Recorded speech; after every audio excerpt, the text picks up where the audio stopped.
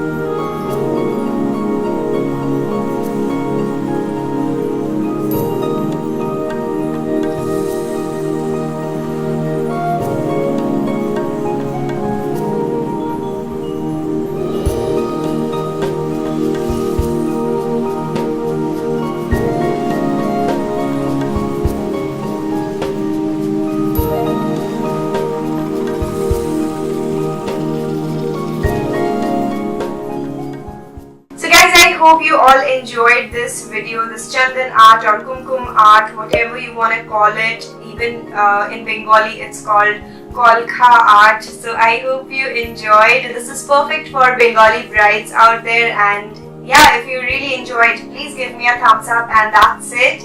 We'll see you in my next one. Till then, love you all. Mwah. Bye.